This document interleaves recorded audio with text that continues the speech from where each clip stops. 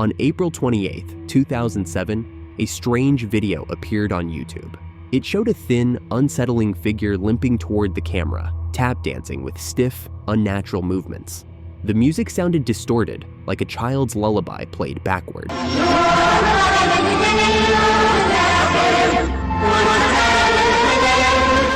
And the caption just said, "Obedece la morsa," obey the walrus. No context, no explanation, just that phrase. And it terrified millions. People started speculating right away. Some claimed the video was cursed. Others believed it was connected to a cult, that if you watched it, something would follow you. There were rumors about secret messages, demonic figures hidden in the video, and even viewers getting sick after watching it. But here's the real story. The person in the video is Sandy Crisp, a transgender entertainer, also known as the Goddess Bunny. She had polio as a child, which severely affected her body. But instead of hiding, she embraced performance and became a local icon in the underground art scene of Los Angeles. The footage came from a 1994 documentary made to celebrate her life and work. It was meant to show her resilience, her spirit, not to scare anyone. Then someone took that original footage, slowed it down, reversed the audio, and added an eerie, looping soundtrack. They gave it a new title, Obey the Walrus. No backstory, no credits, just this strange edited version uploaded out of nowhere. And that's when the internet did what the internet does. It filled in the blanks with fear. What makes it so disturbing isn't just the video itself. It's how something genuine and inspiring was stripped of its context and turned into a viral nightmare. A woman's real story was twisted into creepypasta. Today, Obey the Walrus is one of the most infamous videos in internet folklore. But behind the distortion and myths is something much more human and much more tragic. The real horror isn't what's in the video, it's what people did to it.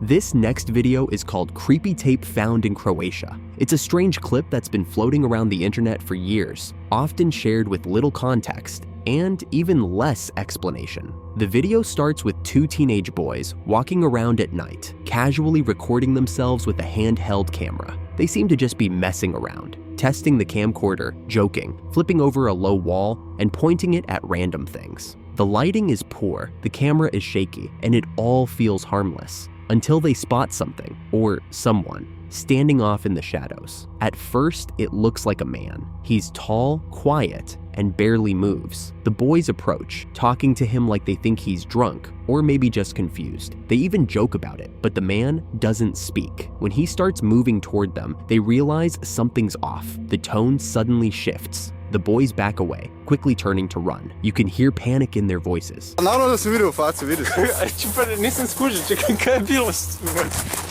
After that first encounter, the video cuts to another location. The boys are now in a more open area, possibly a park or field, and seem to be looking for the same figure. They walk around for a bit, talking and scanning their surroundings. Just when they're about to leave, they notice the masked figure again, now standing quietly behind them. Instead of running, they actually go back toward it, talking to it, if it needs help, calling it drunk, laughing, and even mocking it. But the figure doesn't respond. Then suddenly, it charges at them again. The boys yell and run. The scene then shifts to an apartment building. They're out of breath and clearly scared. They rush inside and head straight for the elevator. One of them punches in a code to unlock the door, and they wait nervously in the lobby, checking behind them. The elevator finally arrives. The doors slide open. Standing inside, without saying a word, is the same masked figure. The boys scream. The screen goes black. That's where the video ends. Now, for years, this clip has been passed around under the name Creepy Tape Found in Croatia. Some claim it was discovered on October 4th, 2005, and that the two boys seen in the video were never found. But there's no actual evidence to support that. No news coverage, no police reports, no missing persons case linked to the footage. In fact, almost everything known about this video comes from the video itself, or internet posts repeating the same story. Most people now believe it was a fictional short film, possibly an abandoned horror project, or just a creepy prank. Nobody has come forward to claim it, and the original uploader never gave a solid backstory. The boys in the video have never been identified. So is it real? Almost definitely not.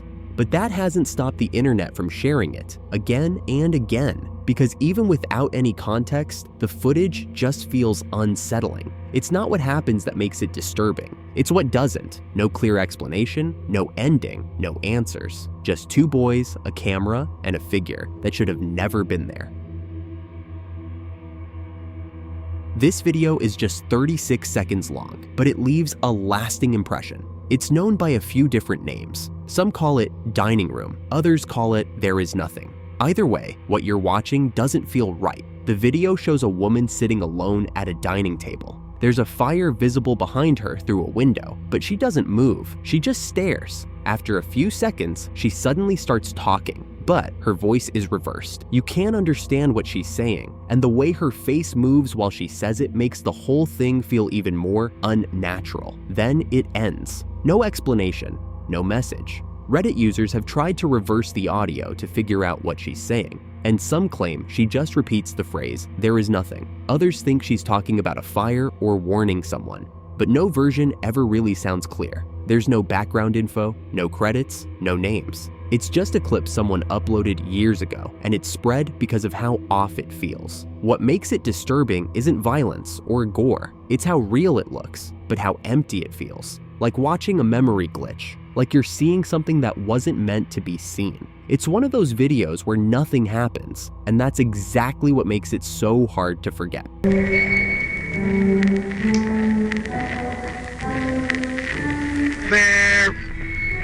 is nothing. This next video was reportedly found deep in the Paris catacombs, a massive underground tunnel system filled with the bones of over 6 million people. But these tunnels weren't originally built to be graves. Back in the 13th century, they were limestone quarries, carved out to supply stone for the growing city of Paris. Over the centuries, the tunnels stretched for miles beneath the surface. But by the late 1700s, Paris faced a crisis. The cemeteries were overflowing. Corpses were leaking into basements, contaminating water supplies, and spreading disease. The solution? Move the dead underground. Night after night, carts filled with bones were hauled through the city and dumped into the tunnels. Workers stacked them into walls, formed archways with skulls, and over time created a literal city of the dead, a place where 6 million bodies were buried in silence.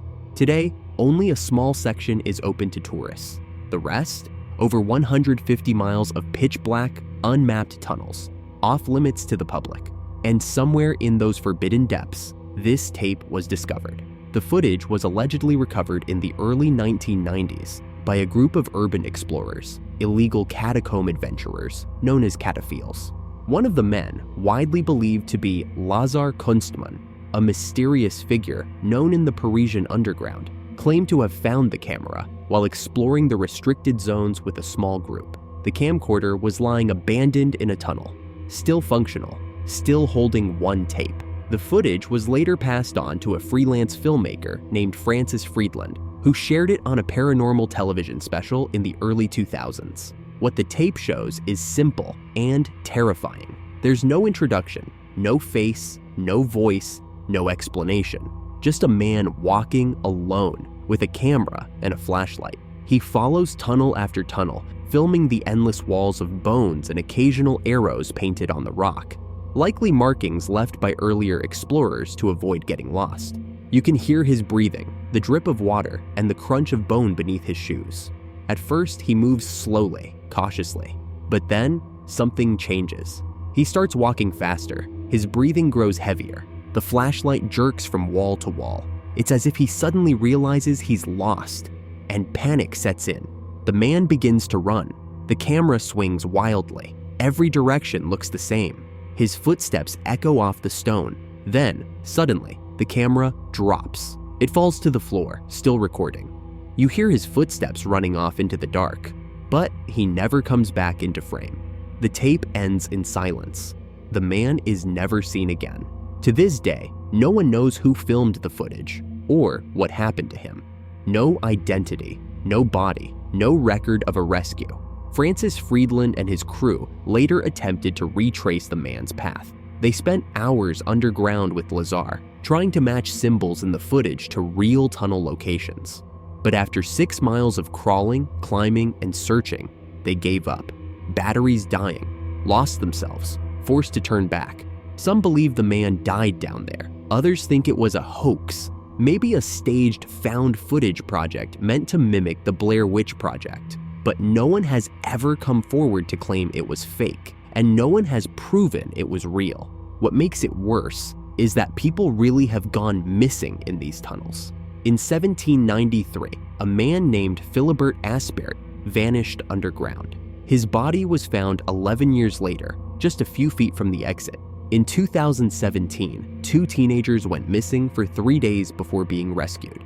The Paris catacombs are cold, wet, unmapped. If your flashlight dies, or you take the wrong turn, there is no way out. So maybe this tape is real, maybe it's fake. But either way, what it shows is something deeply human. Someone realizing, in real time, that they might never make it back. No monsters, no jump scares, just darkness, confusion, and the sound of your own breath in a place built for the dead. And that is what makes it disturbing.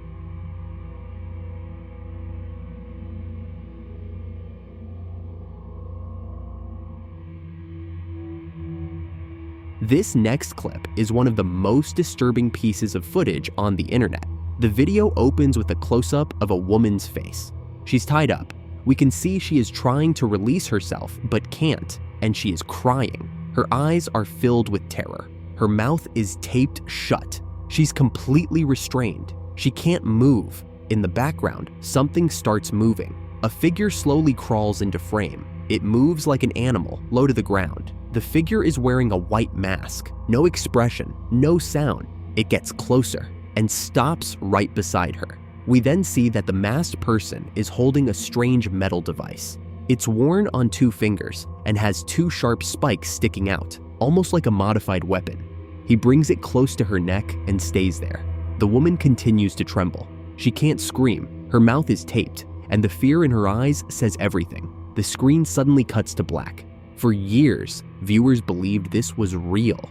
Passed around online without context, people called it the basement tape or the crying girl video. Some claimed it showed a real-life victim. Others insisted it had been confiscated by the FBI. But the truth? This clip is a scene from a horror film called the Poughkeepsie Tapes, a fictional mockumentary released in 2007. The entire movie is fake, designed to feel exactly like a true crime documentary. It follows the fictional story of a serial killer named Ed Carver, who allegedly recorded hundreds of hours of his crimes on VHS. The scene you just saw? It's one of the most infamous moments from that movie, staged with actors, makeup, and careful cinematography to mimic low-budget camcorder footage. It was never real, but the reason it feels real is because it was meant to. The filmmakers deliberately blurred the line between fact and fiction, using realistic interviews, grainy VHS quality, and minimal gore to unsettle the audience in a more psychological way. No jump scares, no monsters, just human fear, raw and quiet. And that's what made people believe it could be true. So no, this isn't evidence of a real crime. But what it is a disturbing example of how real fear can feel, even when it's just a movie. And in some ways, that might be even more terrifying.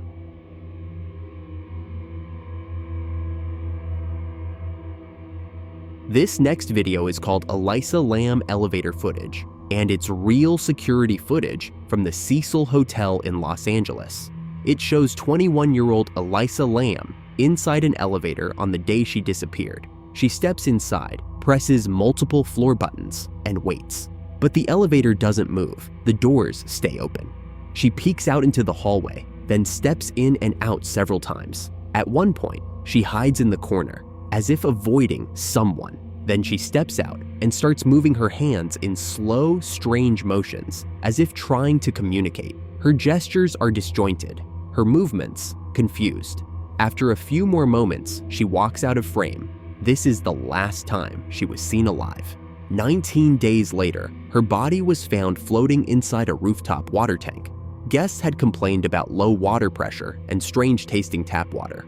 A maintenance worker climbed up, opened the tank, and found her inside. The coroner found no signs of trauma, no drugs in her system, no evidence of foul play, but many things didn't make sense. The roof was supposed to be locked and alarmed. The water tank was difficult to access. No one saw her leave. The footage went viral. Some believed she was being chased. Others thought it was supernatural. But police determined Elisa Lam had been diagnosed with bipolar disorder. Toxicology reports showed she had skipped some of her medication. They believe she accessed the roof through the hotel's fire escape. In a disoriented state, she climbed into the water tank and drowned. The lid was later sealed by hotel staff after they found her. Her death was ruled accidental. There was no crime, no signs of a struggle, no cover-up, just security footage of a young woman acting strangely, and a discovery that raised more questions than answers. This next YouTube video's title is The Station Nightclub Fire, warning graphic. It was filmed on February 20th, 2003, inside the Station nightclub in West Warwick, Rhode Island, during Great White's opening song, Desert Moon. A handheld camera points at the stage. Colored lights sweep over about 460 people, slightly above the club's legal limit of 404. 4 small stage fireworks ignite behind the drummer. Sparks strike black polyurethane foam on the rear wall and ceiling. Thin flames appear almost instantly, climb the foam, and spread across the ceiling in seconds. A piercing alarm starts, and red strobe lights flash. The band stops playing. Someone yells, "Fire!" Black smoke drops from the ceiling, and heat rises fast. The crowd turns toward the main front exit, and a crush of bodies jams the doorway while shouts of "Go" and "Move" fill the room. The cameraman, unable to push through, heads to a sidebar door, forces it open, and steps outside. He turns back to capture flames shooting through the roof and thick smoke pouring into the night as sirens approach and coughing survivors stumble out. The recording ends with the building fully engulfed. Investigators later confirmed that sparks from the pyrotechnics ignited the flammable foam. The club had no sprinklers. The ceiling flashed over in under 1 minute, and the structure was consumed in less than 5. 100 people died, and about 230 were injured. Tour manager Daniel Bicolay pleaded guilty to 100 counts of involuntary manslaughter and served 3.5 years in prison. Club owners Jeffrey and Michael Durdurian received probation and community service. Rhode Island now requires sprinklers in venues holding more than 150 people and restricts flammable foam near stages. A memorial park for the victims opened on the site in 2017, and this video remains a key training example of how quickly a small indoor fire can become a devastating disaster.